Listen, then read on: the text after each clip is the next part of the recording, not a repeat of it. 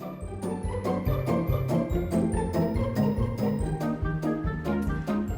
everyone, my name is Nikki and I'm coming to you from a company called Looking Glass Factory, and today I'm going to be talking about a subject that I don't think any of you were really expecting, but it's a topic about holographic photography. So I would call myself an avid amateur photographer, but over the past 6 months, as we were launching and bringing to life this new product called Looking Glass Portrait, I've been experimenting a lot with 3D photography in all its different shapes and forms. And today I'm really excited to talk to a group of avid photographers about how you can also bring to life your photographs into the third dimension. So, very quickly, I wanted to also say that, before you turn away, anyone that has an iPhone or a DSLR can really get started with this new medium. And even someone without it, with just photographs in general, can also do this. So, stay tuned. I'm about to really take you through the looking glass with this presentation here. So just really quickly, throughout these 30 minutes, I'm really going to touch on 3 main topics. Number 1 is what are holograms. Number 2, what is Looking Glass Portrait? And then number 3, how you can get your photos into a Looking Glass Portrait as holograms. That's me. That's a photo of me taken back in early 2019, and I'll go into sort of how this process really comes to be and the technology behind it. But first of all, I really wanted to say and ask the question, what is a hologram? So when I first mentioned that word hologram, you probably immediately thought of Princess Leia and Star Wars, or perhaps those gigantic user interfaces in Iron Man or Minority Report. For us, the term hologram has really been redefined over time. And what we're doing with Looking Glass Portrait, and really the whole idea behind what we've been doing at Looking Glass Factory over the years is really to bring to light a new definition to holographic displays. To us, what is most important here is that with holograms, it really means bringing and giving people a brand new medium to tell stories, to capture their lives, and to capture their memories.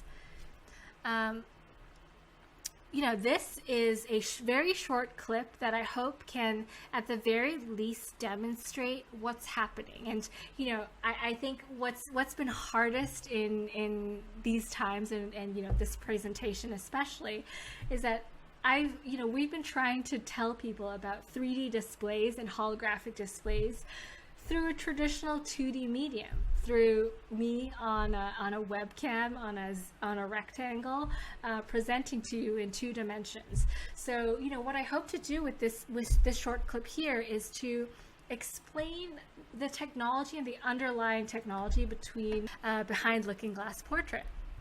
What we really mean by holograms is that it's multiple views of a single scene frozen in time.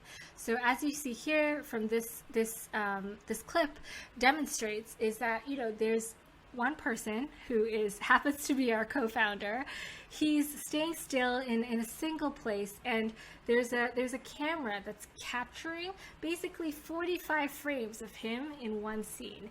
And with our technology, that turns that 45 basically 45 of those frames into a 3-dimensional photograph for Looking Glass Portrait. I'm going to quickly skim through what I mean by this, but before I dive too much into the future, I think it's really important that we touch base on the past. I think everyone here might already be familiar with something called stereophotos, stereoscopic photography. This was, this method of capture and this medium has been around since the 1800s. In fact, I think this was first introduced in 1832 And in the following decades, it really became a really popular viewing medium for the masses. And I think one of the reasons why I wanted to talk about this is stereo photos in its true nature was three-dimensional to add an extra layer and to mimic the real world by essentially mimicking the way your eyes see. And that's really what we're trying to do with Looking Glass Portrait, but instead of 2 views, we're trying to do this in 45 and up to 100 views of a single scene. In fact, I wanted to just really quickly speak to a quote that Oliver Wendell Holmes, who was an American surgeon and author, he said in 1859. The first effect of looking at a good photograph through the stereoscope is a surprise such as no painting ever produced. The mind feels its way into the very depths of the picture. And I think this really illustrates sort of the dimensionality given to a photo that's not just 2-dimensional, but 3D in its nature. Now, let's talk about the topic we're all here for, which is how you can get your pictures into a holographic display. So one of the very first methods I want to dive into is your iPhone. So unbeknownst to maybe some of you here, is from iPhone 7 Plus, most iPhones are now capable of taking what we call portrait mode photos. And what portrait mode photos are really taking is two separate photos. One is your normal regular color photo, and in this clip that you see here, it's also taking a matching depth map. What a depth map is, it essentially maps out the distance of certain subjects and how close and far they are to the camera. And what this means is that we're able to use our software and our program to turn this into 3D photos for Looking Glass Portrait. So just a very quick look at some static shots. This is Artemis, a photo of a cat on the left. And so that's the RGB information, which is the red, green, and blue information of a photo, as you all might already be very familiar with seeing. But what you might not know is that at the same time, in your photo's metadata, it's also taking what we call a depth map on the right of this photo. And for us, like what I wanted to quickly introduce is how easy it is to bring existing portrait mode photos into Looking Glass Portrait. You'll see here a quick screen share of a program that we've developed internally called HoloPlay Studio. What it does is it's a one-click import photo into hologram for Looking Glass Portrait. And what this means is any photo that you've taken with your iPhone with, in portrait mode can then be turned into a 3D photograph for this display. Right now I've been talking about iPhones on and on, but later on this year, we're also introducing the capability for most Android photos to be turned into holographic photos as well. And, a full list of this is somewhere that I'll share later after this presentation as well. Before I sort of move on and show you some photos that I've taken personally over the last year, what I did want to show is really how quickly technology has been advancing. This is a capture from an iPhone 12. This is a new camera that came out last year. I think this is the iPhone 12 Pro. And in it is this new, it's a process that's age old, but it's pretty new to mobile capture, and it produces these incredible depth maps. In fact, I've been experimenting with this medium for a year and a half now, because we had some ways to capture this in our earlier devices. I've never seen depth maps so good from a single photograph. So on your very left here, you'll see the depth map produced by a single photo capture of this Robin Hood clock on my bookshelf. And what's incredible is on the right here is this very, very detailed three-dimensional photograph of something that is just captured with an iPhone. So all of a sudden, with technology improving so quickly, everyone, like a lot of people around the world, have this incredibly powerful three-dimensional 3D camera in their pockets. So without further ado, I want to just share, these are some photos that I took with my phone before Looking Glass Portrait came about. But, this is a picture of my two best friends in Copenhagen. This is us sitting at a cafe, and this was a portrait mode photo that I converted.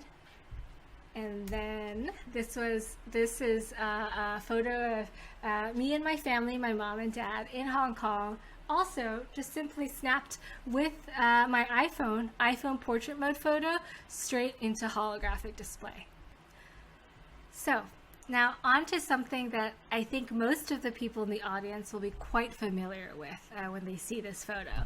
So this is your regular camera slider, or general camera slider that you can probably purchase off B&H with a little customization that we've done for our Looking Glass, what we call now a light field rail. This is, something we've built off like a specification and a product that's existed over many years. And we've basically made it such that you can easily, with a DSLR or even, again, your iPhone, which has the capability to take 4K videos, as long as you have a device that can take 4K videos, you can start taking light field photos of your own as well. So this is a very quick snapshot of a light field rail that we built about 3 years ago. This was in our Brooklyn lab, and that's Missy over there. One of the very first days of us experimenting with this medium we now call light field photography. What this really was a camera attached to a computer, and snapping one photo every few milliseconds of a static subject. And what that did at events and conferences was that we essentially could bring with us a 3D photo booth. Let me show you what I mean by this. So this is the more advanced version. After 3 years, we finally figured out how to not make something as complicated as you saw in that first photo. For us, light field photography is a way to capture time and space in a single photo. This is a clip of me capturing a photo of Heather over here with this light field, a custom light field photo rail that I showed you a couple of minutes ago. This photo of me that you probably saw in the very beginning of this presentation here is, so this was captured at a conference in the beginning of 2019, and using a method that anyone can now use at home with our light field photo rail. I'm going to skip quickly ahead to this photo because I think this will give a really great explanation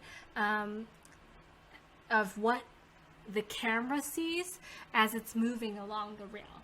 So this is a GIF right now, but it's actually made up of 45 single photographs moving along this photo rail. And what it does is, as it's moving through space, it's capturing a photo of me over time. And our software and our program at the back end of it is doing all the work to put this together into this photo that you see over here. Here's a shot of what it looks like to be on the other side of this light field camera rail. This is a photo of Sean as we were experimenting with these different camera sliders. We actually went through about 8 to 10 of them to find the perfect one, one that was stable enough, one that wasn't too slow, it wasn't too fast.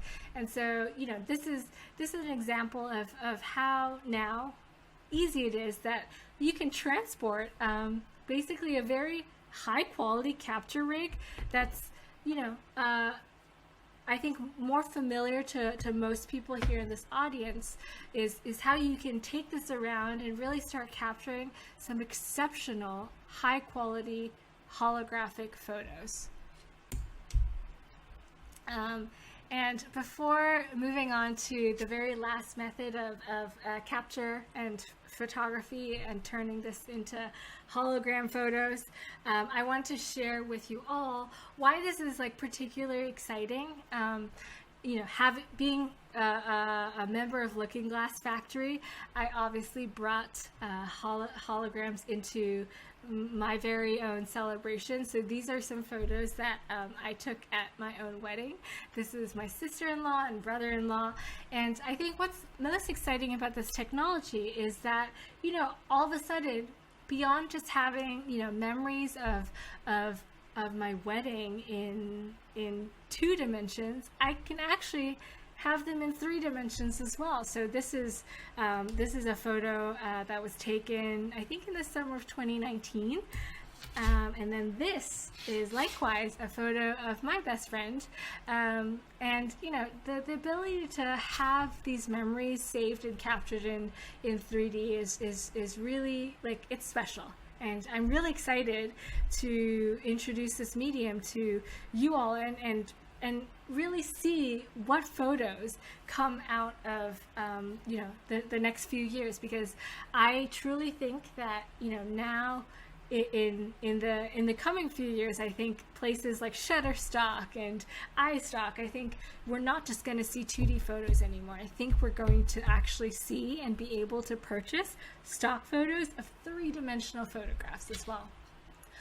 So this whole time we've been talking about how to capture new holograms with iPhones and how to do this with this new technique called light field photography.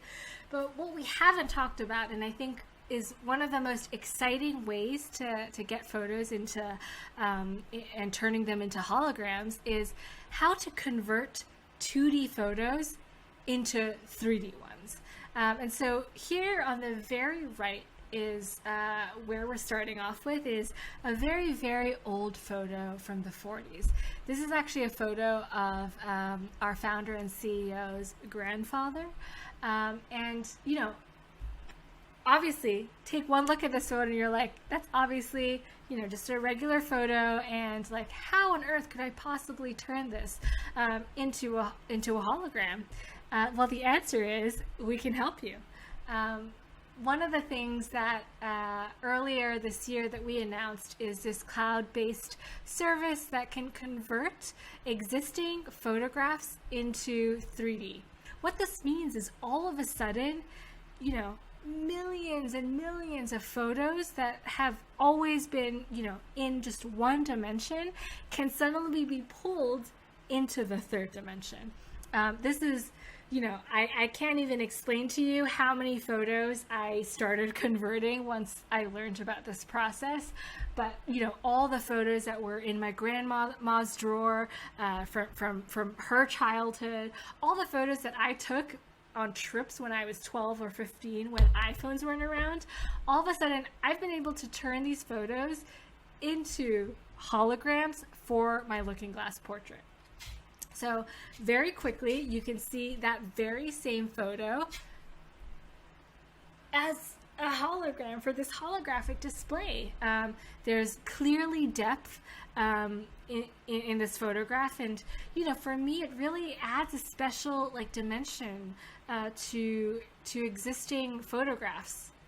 Now onto more personal subjects. This is a photo of me from 1996, not in the, you know, cleanest I've ever been. There's, you know, you don't have to tell me. I know I have some ice cream dripping out of my mouth. But, you know, for this is actually, this is a photograph of a photograph. You know, scanning. I don't have a scanner at home, so I just basically took this photo with my iPhone. And this cloud-based conversion that I've been talking about is so powerful that I've been able to convert this into this depth map that you see on the right. And what this results in is this photo right here. This is me in that same photo that you saw just now that was converted from a very, very old photograph of me from 1996. And I think this is a really good place to wrap up because, what you see here may be a little silly, but, it shows you one way that you can start turning all of these hologram photos through all these different mediums that we showed you just now, how you can start turning these into holographic scrapbooks of your own. And one thing that I'm really excited about that I haven't even scratched the surface of is that I can actually turn these into individual playlists and load them into different displays and share these with my friends and family. All of a sudden, I've created this way for me to both capture and also share these living three-dimensional memories with people around me. I, for one, cannot wait to really take a lot of these photos from my childhood, from, my graduation, all the way up to my wedding, to really populate into a Looking Glass playlist and share this with my grandma because, I think this is something that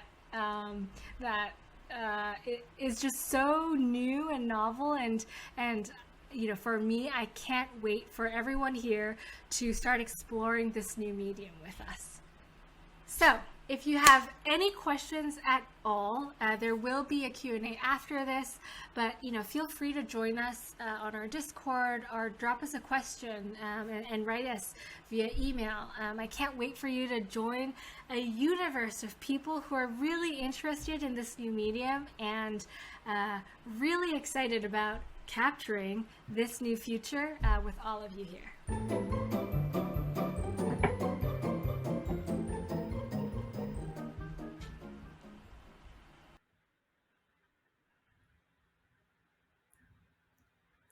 Hi everyone, I'm Missy Sentio and I'm here to answer your questions live. So I'll start reading as soon as they come in.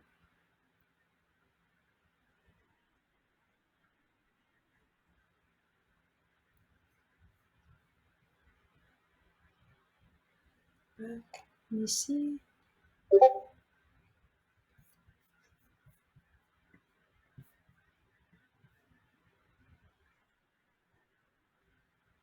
There's a lot of questions? Yeah, I can't see them at all. Let me refresh the page.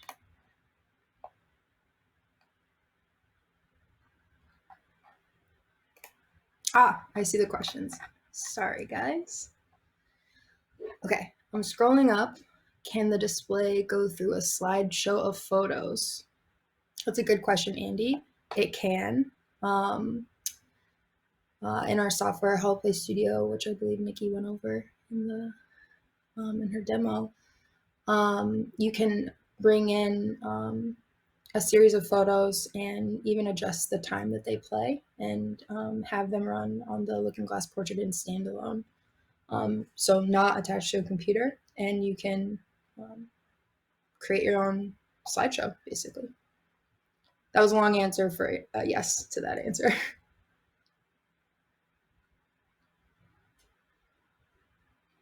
Next question. Why the white wire frame in the photo? If you could clarify that question, I would be happy to answer it, David. Wow, thanks for all the questions, guys. What is it that you're selling? Is it the 3D viewer, the photo rail, or the software to create these holograms? So we are selling the Looking Glass Portrait, which is, I think you're calling the 3D viewer, but you can also purchase a photo rail. And then we're not selling the software at the moment. The software comes from our website after, and you have access to it after you purchase a Looking Glass Portrait. And the aspect ratio of the portrait, to answer your last question, is 1536 by 2048, if that helps you out. Do you need the rail to make them that 3D like? So this is to Michelle.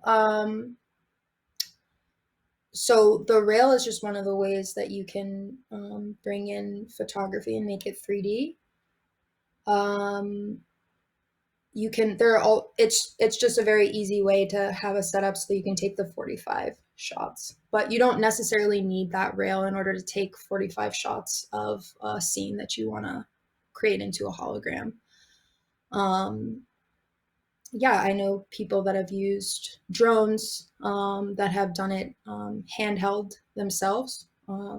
So the rail is just like a really awesome thing that we love and we use in order to make light fields. But you know, you any creative way that you come up with that you can take 45 views of the same scene is you can do whatever. Looks like there's no more questions coming in. Okay, let me refresh. Oh, there's way more questions. Okay. Tell me about the media player required to display the hologram. So I think you're talking about HoloPlay Studio, which is software that we've created in order for our users to be able to easily and seamlessly bring in a bunch of different media types that can be viewed as holograms. Tell me about, I can speak a lot about it, but I also want to keep it short. Basically, you have a software that you can import an iPhone photo into, light field sets into. We'll be updating the software, so more and more media will be able to be imported into it. And then you have a playlist of this media that you've pulled in, and you're able to play it and watch your content play through this playlist of holograms that you've created or you've pulled from someone else that has created them. Let me know if that answers your question, Neil Cook, and I'd be happy to go further if you have more questions. Danny, you can use Photoshop depth maps. That is a great question. For anyone that doesn't know this, a lot of people create really amazing depth maps to accompany their color images. And so you can pull in side-by-side and top-down RGBD images to create a 3D image. Does the frame only work in portrait and not landscape? That's a great question, Andy. I think what you're asking is, can you not take landscape photography to view in the portrait? And correct me if I'm wrong through following up. No, that's not true. You can actually adjust and crop and reframe your holograms. So for the portrait, I would recommend that you shoot in kind of like a portrait framing, but that doesn't mean that if you shoot in landscape that you can't also view your holographic photo. You would just have to crop some of the image or some of the information out, if that makes sense. Again, follow up if that didn't, and I'm really excited to keep answering these questions. All the samples have white lines around the edge of the photos. I would have to review the sample photos. That might be, there's really cool editing software that we have where you can edit photos in 3D. And that might be taking, if I'm remembering correctly, I might be wrong. And otherwise I need to review what you're talking about, David. So I'm sorry. But we have like upcoming really amazing 3D editing software in which there's like dotted lines inside so that when you're editing it, you can, you're able to see like what you're editing in the Z space.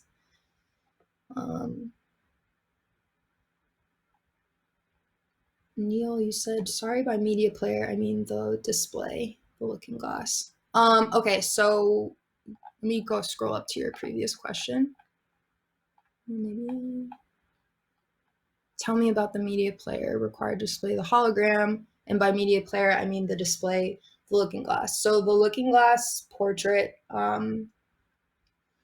is hardware that you can connect to your computer or run in standalone. So without a computer, you would hook up the portrait to your computer, use software to import your holograms into your Looking Glass portrait, and you take those holograms with using your DSLR on a light field rail, taking iPhone portrait mode images of various amounts of ways in order to create something that makes a hologram. And then you can sync your playlist to your Looking Glass portrait, and then you can just take that around with you. Like say I just took a lot of amazing photos of my cat and I'm gonna go hang out with my mom, then I would just take my, portrait and plug it in next to my mom and show her my amazing holographic playlist. I hope that answers. Again, follow up if that wasn't what you were looking for. How do you create a depth image from old photos? Steve, I'm glad you asked.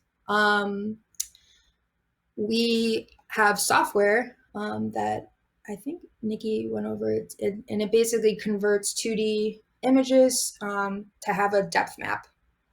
So it's basically kind of like software that's able to map out what it thinks the depth is on the 2D photo. And so that means, and I've done this, like I can take photos of my christening with my parents, use that software to make it or give it a depth map, and now I can bring those that pair of photos into Holoplay Studio to view as a hologram. I'm refreshing.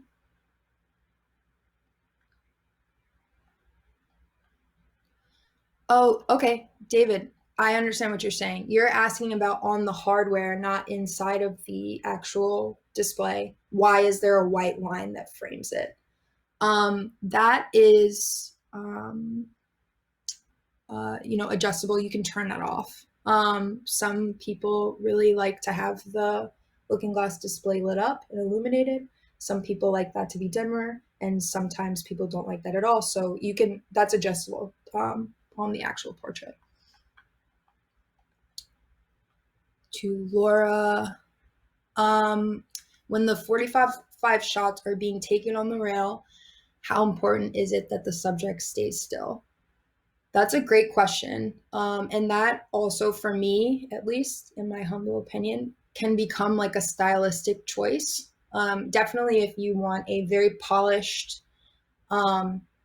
still image, you would want that subject to stay completely still, which is a lot easier for when you're taking photos of like a plant or, more still life stuff, and a lot harder when it's a child, right? So, I've experimented and I've moved because, I think it's really interesting to play with this medium and see what comes out of it. But if you want the holographic photo to feel similar to what it would be if you took a portrait in that's meant for a 2D screen, it's important for the subject to stay still. Am I right that the portrait aren't available until June? I apologize. I'm going to have to reference my notes for that. And I will get back to you on that question, Juliet, because that's a really good question. Danny, can I tweak a Lytro depth map to get better results? I'm going to be honest here. I don't exactly know what a Lytro depth map is, but I can speak to tweaking depth maps in general. My job is the developer experience at Looking Glass, so I actually do a lot of tutorials and I experiment with updating depth maps, depth maps that have been created and depth maps that have also been generated with an iPhone capture or something, and I tweak them. I bring them into Photoshop and I can make them cleaner and fix spaces that I think maybe the iPhone camera got it wrong. Like this should be more gray and it's being rendered as black, so I'm going to change that. Let me know if that answers your question, Danny. Andy, does the frame itself need to be viewed in portrait rather than landscape? Yes, it is portrait. So there's a way that it sits, and yeah, that is in portrait style. You are not at this time able to switch to landscape. Actually, you just won't be able to switch to landscape.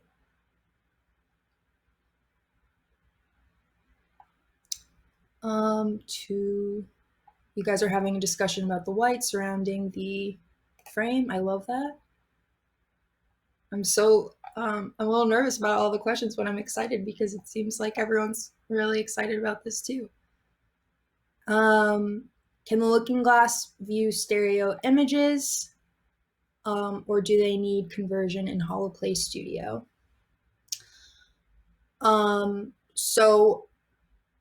It's an interesting question. Let me frame that a little differently. So you need HoloPlay Studio. You don't to view the holograms that you pull in. Or we've created this software so it's very easy for you to immediately connect to your portrait, view your holograms that you've pulled in live in 3D, and be able to adjust them live.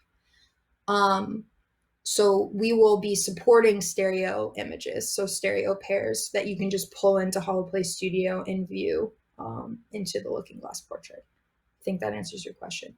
And to answer the earlier question, when the Looking Glass portrait will be available, it's July. So, I think.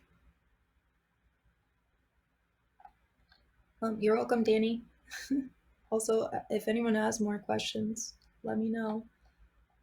I'm watching with bated breath the Ask Your Questions Here channel.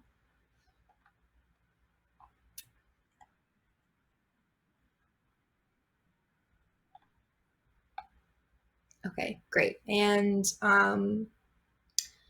my lovely coworker Janet has popped on into the chat. So just in case anyone's watching and not following the chat, she says any portraits purchased on spring shoots are a pre-order and will ship in July.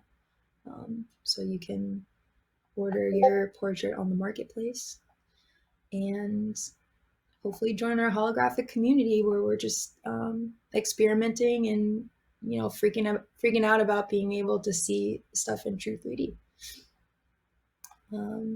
Yeah, and I think time's almost up for me, so I'm gonna maybe take one more question. And then, how many images can the portrait hold? Great question, Brian. I believe the storage on the portrait is 16 gigabytes. So, obviously in desktop mode, when you're connected to a computer, your portrait can hold whatever your computer can hold. But that's limited when you want to move all of your holographic images onto the portrait to 16 gigs.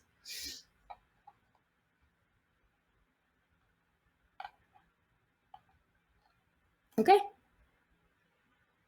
Thank you guys so much for having me, and I'm really excited to hopefully hear questions from you in the future after you start doing holographic photography.